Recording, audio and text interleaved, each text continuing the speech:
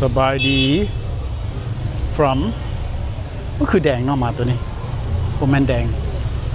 สบายดี from สีหอมบ้านสีหอมเซ็นเตอร์พอยต์มื้อนี้สิซอกกินอาหารอยู่คุ้มนี้แต่ว่าสิบ่กินอยู่ในมาร์เก็ตเนาะไปเลยเทื่อพ้นแล้วในมาร์เก็ตหั่นสิซอกกินอยู่ฝากที่ว่าคำทางสี่แยก main intersection ฝากเหนือนี่อันแมนด้าเราคิดว่าเราอยากกินอาหารที่ว่าบนอยู่ในมาร์เก็ตมื้อนั้นท่านมากินอาหารอยู่นี่นี่แหละนี่ we ate here last time อยู่ห้านแหนมเหนืองมื้อนี้เบิ่งกันอันนี้ก็แหนมเหนืองคือกันบ่ปรากฏก็เคยกินอยู่หันเทื่อนึงบ่ฮู้อันนี้มันห้านขายมีขายอันนี้พวกเขาเคยกินแล้วหันแต่โดนมากระปูหั่นเด้แต่โดนโอ้เป็นแต่แซ่บเลยหันมันมีอันผัดกะเพราแต่แซ่บอยู่โอ้ยเห็นเขาเจ้าใส่ซบมือแล้วคือว่าภูมิใจเนาะ I love it when people wear gloves when they're cooking and handling food it just turns me on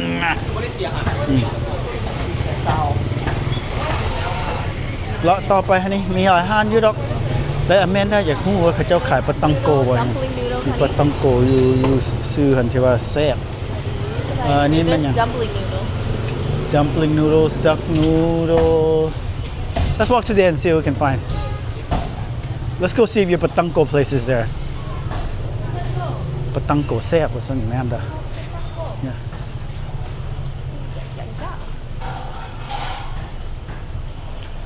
ยังเลาะลินตอนแรงเดี๋ยวนี้เวลา7:00 นปลาย7:16 PM ยังยืนลาวนี้ต้องระวังเด้อ sidewalk บางทีมันมี pothole แล้วมันมี cable แล้วมันมีหลายสิ่งหลายอย่างเนาะthere's all sorts of stuff here see นี่มันห้านอย่าง oh this one I like the ambience of this place wow it's like a bar maybe I'll come sit and have a beer here one day yeah this is the no name bar oh wow no name bar wasn't where the bars have no name เคปตังโกแมนด้ามีบาร์ she might be on vacation honey oh that one yeah so there's two of them check out other food on the okay ปตังโกมีผู้หญิงกับลูกสาวเราเคยขายอยู่ฝากนั่นเราพวกมาแล้วเดือนเรามีป้ายอยู่ห้านเราป้ายใส่ว่า on vacation หมดเลยเราtake a break แต่ว่าห้านนี้นี่แซ่บนี่ห้านนี่ตังโกห้านนี่เป็นกรอบดีสดกรอบสดเพราะเราเฮ็ด fresh ได้นี่อันนี้ let me look at this real quick for the two เราเฮ็ดแซ่บห้านนี่แซ่บรับประกันว่าแซ่บน้องความสดของมันเอาเลาะหน่อยนึงแล้วกลับมาเลาะกินห้านอื่นก่อนแล้วก็มีกรอบในห้านนี่แซ่บนี่แซ่บนี่fried rice ตรงเรื่องมีกรอบในห้านนี่พี่น้องแซ่บนะยังเลาะต่อเมียงเด้ใจเย็นอันนี้ก็มีกรอบคือกันอันนี้ได้so this is what it looks like on this side of the intersection honey what do you think you want to eat จะกินห้านใดจะกินไงจะกินมีกรอบผัดกะเพรากินมีกรอบก็ดีแล้วเนาะ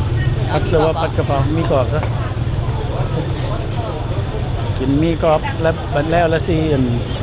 กินปลาตังโกแล้วรีวิวให้นะสิรีวิวปลาตังโก on camera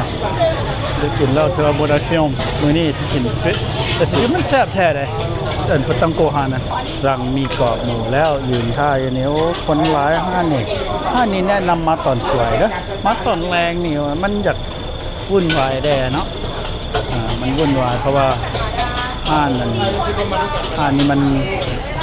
พับปิล่าได้นะภาษาลาวว่าจะไหนพับปิล่าบ่ popular in English แต่ว่าทั้งสองฝากนั่นห้านนี่นั่งฝากนี่ก็ได้หรือว่าฝากนั่นก็ได้ถ้าโต๊ะวางจังไงก็วางแล้วใจเย็นๆหน่อยนึงเลยตรงที่มันมีกรอบแล้วนี่ยืนอยู่นี่สาวน้อยนี่ก็เอาออเดอร์เฮาเอาแล้วสั่งแล้วออเดอร์มีกรอบหมู2ถ้าโต๊ะวางแล้วก็เข้าไปนั่งได้ใจเย็นๆหน่อยนึงอันนี้ติดกันกับหาดปะตังโกเลยบอกกินนี้แล้วก็ย่างไปหาดนั้นแม่ดาเราหิวเรานั่งท่าอยู่นี่เราก็ใจเย็นๆนี่อันนี้มันนั่งพี่มันจังบ่ควรเอายายบอลมานั่งพี่ถ้าโต๊ะ2คนนี่ล่ะโอเคถ้าน้อยนึงใจเย็นๆบ่เป็นหยังใส่เกิดเวลาแนะนำใส่สีนี่เด้อพี่น้องเด้อเห็นบ่สีตับหมูนี่ให้แม่ตู้นั่งโดยนั่งเลยตื้อใส่เกิบนี่ใส่สีนี้มันจะค่อยนานเปื้อนเนี่ยใส่สีดำเซตเปื้อนไว้อย่าเซตทุกมือเพราะว่าที่ลาวนี่ฝุ่นหลายเนาะได้แล้วกรอบหมูพี่น้องเป็นแบบซี่กรอบหมูนะทั้งสองผมอยากกินกรอบหมูมาเนี่ยน้ำอย่างไรพอดีวันแท็บซี่โอเคแม้แต่เรามากินโคกแต่ว่า I'm gonna get water แม้แต่เรามากินแท็บซี่เขาโคกสนุกแต่ว่าลาวนี่บ่มักมีโคกปานใดเนาะสงสัยมันเบิดประเทศลาวนี่จะสปอนเซอร์ Pepsi product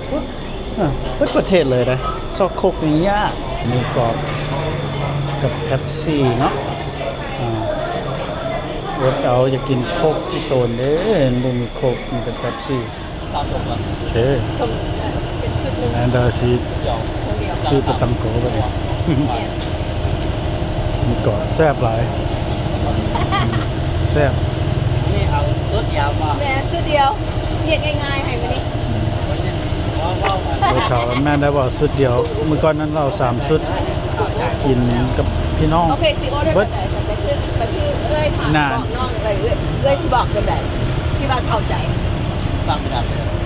นั่งว่า เอาจะอ่าน เอาจากอันแล้วก็แล้วเนาะเอาจากอัน because โอเค มันมีอันผม30มันเป็นอย่างก่อน3,000 ว่ะ10 อัน ยางละฮะ โอเค 30,000ต่อยางนี่เขาจัดให้ โอเคโอเคเสียเสีย อันโตละยางละห้าแล้วยางละ10อะไรมา โอเค จะแซ่บอะ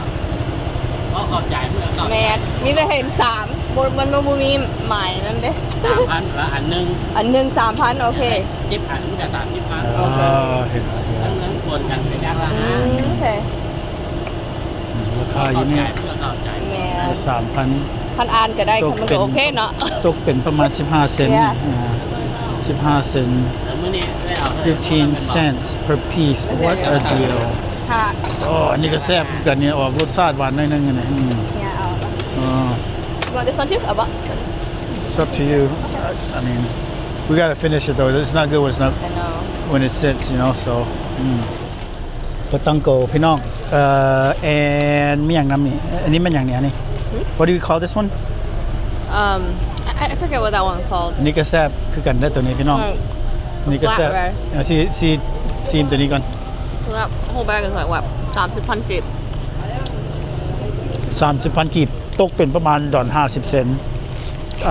ตอนหนึงบ่ตัวหนึงบ่3,000 กีบตกเป็นประมาณ15 เซนต์เนาะ per 10 piece ตอนเปิด30 10 ตอน 30มันแซ่บเนี่ยออกรสชาติหวานนิดนึง I forget what this one is called แต่ in Lao ปะตังโกเขาเจ้าแซ่บแท้ฮะเนี่ยเดี๋ยวนี้อยู่ฉันจะพ่อยเป็นแบบเช่น มีแบบนานจะสี เนี่ย best ปะตังโก in โอ้ฮอน oh my god ฮอนใช่ไหม เป็นตู้หนึ่งชื่อ I used to buy it right here across the street นั่นถ้าไปใครแล้วเราเคยขายอยู่ครับ so ซึ่งมันเรา there's a sign ลายมือล่ะ there's a sign that says she's on vacation I think can't read it long okay oh my god oh my god it's so hot came out fresh oh my god super fresh to where you have to eat it มันกรอบ that's why Yeah. like No. you can't find it anywhere that makes it here like Mung Lao stop and stop Thailand stop that's so crispy hollow best in เหมือนกัน stop that it's not heavy huh I like eating it so good